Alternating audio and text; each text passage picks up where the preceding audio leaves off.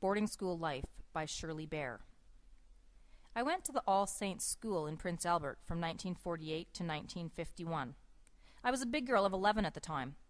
One of my jobs was to administer cod liver oil to each of the students. The students would line up with their mouths open.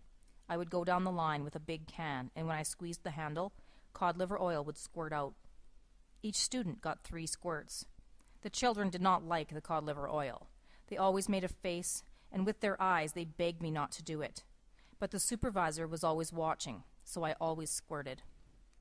This was not a happy school. I was shocked by all the fighting and the bullying that went on. I learned to keep my mouth shut when I knew who did things they were not supposed to do. But it didn't help. Usually, the whole dormitory was punished until they found out who was guilty. Some of the staff were pretty mean too, and did things that were not right, such as pulling ears, slapping heads, and hitting knuckles. I remember being hungry most of the time, as the meals were not very good.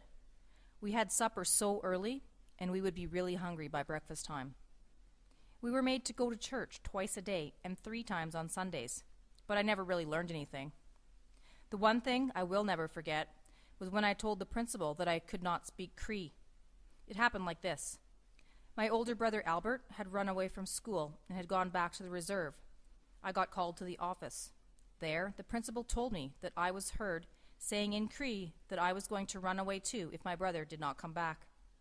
I told him, "I'm sorry, Mr. Mayo, but I couldn't say that in Cree because I don't talk Cree." He said, "Don't be stupid. All Indians speak Cree." Then he jumped up, grabbed his strap, and hit me over the back, arms, legs, and head. It was the worst strapping of my whole life. I didn't understand it.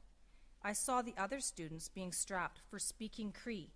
Now I was being strapped for not speaking it. He thought I was lying, but what I said was true.